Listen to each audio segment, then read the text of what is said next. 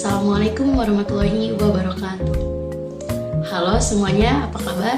Semoga kita selalu diberikan kesehatan.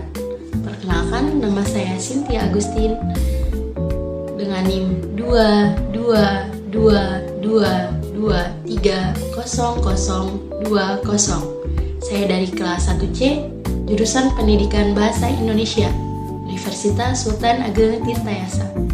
Video ini dibuat untuk memenuhi salah satu tugas akhir mata kuliah pengantar teori linguistik.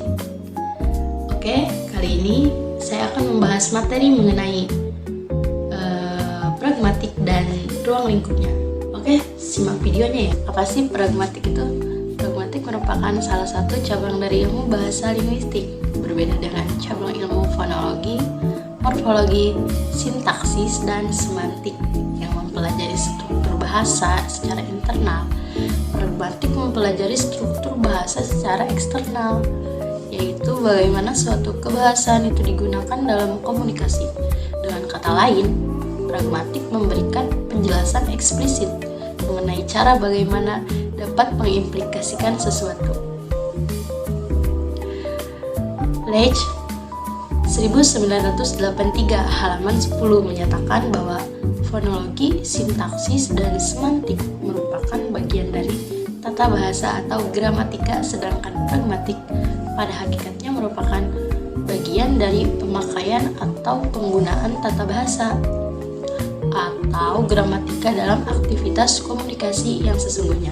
Kan Yuli 2014 halaman 3-4 berpendapat bahwa pragmatik ke dalam 4 ruang lingkup. Ruang lingkup tersebut yakni yang pertama, pragmatik adalah studi tentang maksud penutur. Kedua, pragmatik adalah studi tentang makna kontekstual.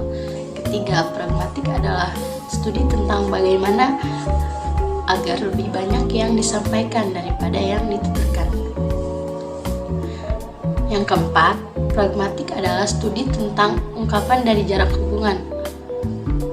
Pragmatik adalah ilmu yang mengkaji mengenai bahasa yang digunakan dalam sebuah komunikasi, terutama dalam hubungannya dengan kalimat dan konteks yang terjadi dalam sebuah percakapan. Itu bagaimana seseorang dapat menangkap maksud dari pembicara atau penutur dan dapat mengerti maksud apa sih yang ingin disampaikan oleh si penutur. Pengertian pragmatik menurut beberapa ahli.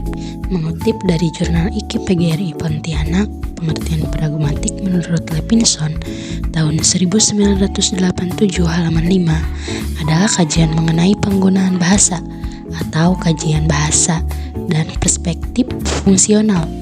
Kajian ini mencakup menjelaskan aspek-aspek struktur bahasa dengan mengacu ke pengaruh-pengaruh dan sebab-sebab non-bahasa. Selanjutnya, pengertian pragmatik menurut Wijana tahun 1992 halaman 2 dalam bukunya Dasar-Dasar Pragmatik mengemukakan bahwa pragmatik adalah cabang ilmu bahasa yang mempelajari struktur bahasa secara eksternal, yakni bagaimana satuan kebahasaan itu digunakan dalam komunikasi. Jadi, makna yang dikaji dalam pragmatik adalah makna yang terikat konteks, atau dengan kata lain mengkaji maksud penutur. Sedangkan pragmatik menurut Nababan dalam Sarwiji tahun 1996 halaman 1 mengartikan bahwa pragmatik sebagai penggunaan bahasa untuk mengomunikasikan atau berkomunikasi sesuai dan sehubungan dengan konteks dan situasi pemakainya. Pragmatik memiliki banyak kajian, diantaranya deiksis, peranggapan, implikator percakapan, tindak bahasa, dan analisis wacana. Setelah pengertian, selanjutnya ada hubungan pragmatik dan semantik. Menurut Leach tahun 1993 halaman 8, pragmatik mempunyai kaitan yang erat dengan semantik. Dikatakan demikian karena kedua cabang ilmu tersebut sama-sama mempelajari tentang makna, tetapi hakikatnya terdapat perbedaan antara kajian pragmatik dan semantik. Perbedaan tersebut terletak pada penggunaan verba to mean atau dalam kurung berarti. Selanjutnya, hubungan pragmatik dan sosiolinguistik.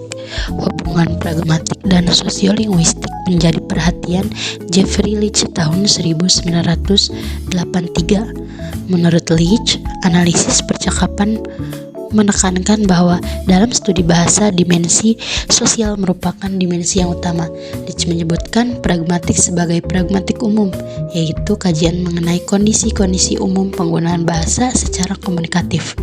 Jika pragmatik mengkaji kondisi-kondisi yang spesifik atau khusus, misalnya penggunaan bahasa pada suatu kelompok penutur tertentu atau pada bangsa atau suku tertentu, maka kajian ini disebut sosiopragmatik.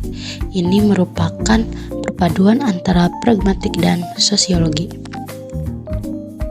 Setelah mengetahui hubungan pragmatik dan semantik, hubungan pragmatik dan sosiolinguistik, kita akan belajar mengenai ruang lingkup kajian pragmatik.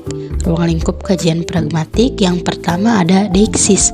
Menurut Hare dan Leoni tahun 2004 halaman 57, deixis adalah hubungan antara kata yang digunakan di dalam tindak tutur dengan referen kata itu yang tidak tetap atau dapat berubah dan berpindah. Sedangkan menurut Yuli tahun 2006 halaman 13, deixis adalah teknis untuk satu hal mendasar yang kita lakukan dengan tuturan. Deixis berarti penunjukan melalui bahasa. Deixis dapat dibagi menjadi 5 kategori, yaitu deixis orang atau persona, waktu atau time, tempat atau place, wacana atau discourse, dan sosial atau social. Menurut Levinson dalam Nadar tahun 2009 halaman 53. Setelah mengetahui apa itu deixis, di sini saya akan memberikan contoh dari deixis tersendiri. Contohnya ketika seorang siswa yang mendapati tulisan di sebuah bus jurusan UNESA yang bertuliskan hari ini bayar, besok gratis. Demikian pula di dalam sebuah warung makan di sekitar tempat kos mahasiswa, dijumpai stiker yang tertuliskan hari ini bayar, besok boleh ngutang. Ungkapan-ungkapan ini memiliki arti hanya apabila diujarkan oleh sopir mikrolet di hadapan para penumpangnya atau oleh pemilik warung makan di depan para pengunjung warung makanannya. Nah, jadi seperti itu contoh dari deixis. Ruang lingkup kajian pragmatik yang kedua yaitu ada implikatur percakapan. Yang dimaksud implikatur percakapan adalah adanya keterkaitan antara ujaran-ujaran yang diucapkan antara dua orang yang sedang bercakap-cakap. Keterkaitan ini tidak nampak secara literal, tetapi hanya dipahami secara tersirat menurut Hare dan Leoni tahun 2004 halaman 59. Sedangkan menurut Levinson melalui Nadar tahun 2009 halaman 61 menyebutkan implikatur sebagai salah satu gagasan atau pemikiran terpenting dalam pragmatik atau one of the single most important ideas in pragmatic. Salah satu alasan penting yang diberikannya adalah bahwa implikatur memberikan penjelasan eksplisit tentang cara bagaimana dapat mengimplikasikan lebih banyak dari apa yang dituturkan.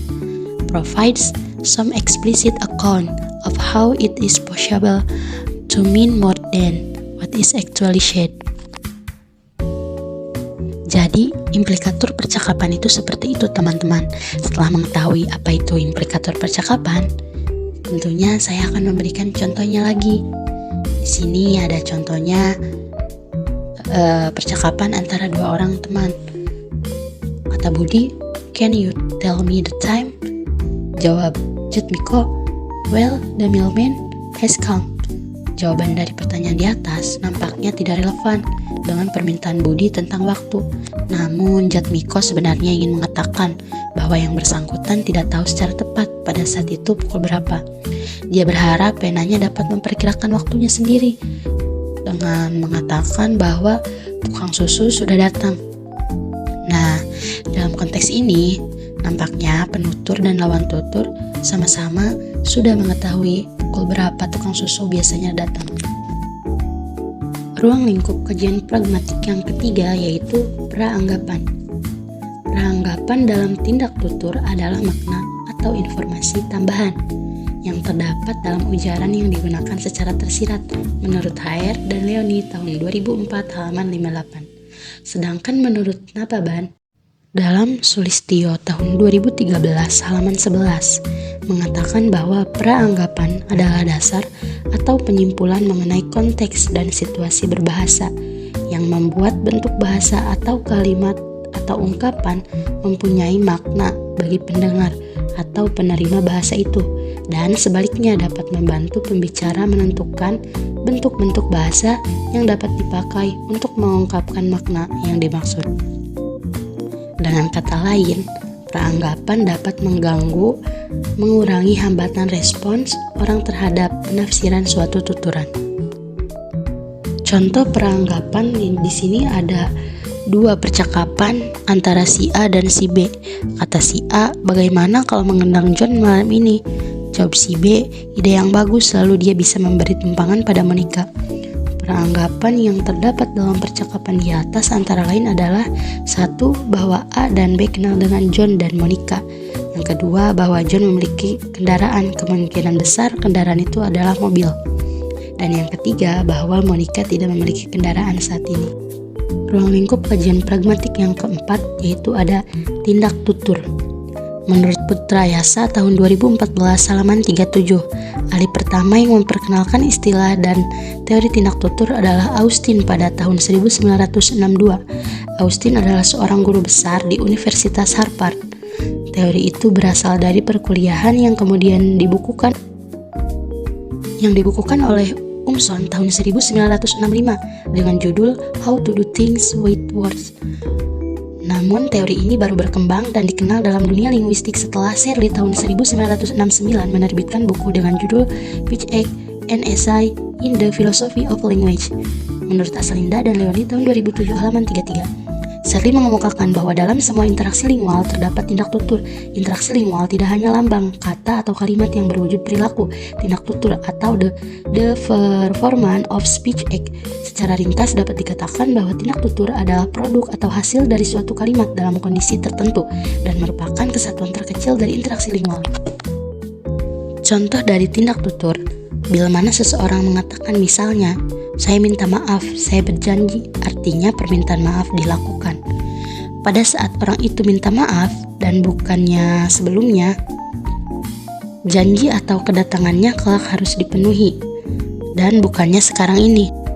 Dalam menganalisis tindak ujaran atau tuturan dikaji tentang efek-efek tuturan terhadap tingkah laku pembicara dan lawan bicaranya. Austin membedakan adanya 3 jenis tindak tuturan, yaitu tindak lokusi, tindak ilokusi, dan tindak perlokusi. Tindak lokusi mengacu pada makna literal, makna dasar, atau makna referensial yang terkandung dalam tuturan. Tindakan yang dilakukan sebagai akibat dari suatu tuturan disebut tindak ilokusi. Dalam hal ini, tindak ilokusi berarti to say is to do. Tindak perlokusi mengacu pada efek atau pengaruh suatu tuturan terhadap pendengar atau lawan bicara. Selanjutnya, ruang lingkup kajian pragmatik yang terakhir adalah analisis wacana atau struktur wacana. Menurut Slembrook tahun 2003 halaman 1, analisis wacana merupakan analisis unit linguistik terhadap penggunaan bahasa lisan maupun tulis yang melibatkan orang penyampai pesan dengan penerima pesan dalam tindak komunikasi. Oke, mungkin hanya itu saja teman-teman yang bisa saya sampaikan. Kurang dan lebihnya saya mohon maaf. Terima kasih. Wassalamualaikum warahmatullahi wabarakatuh.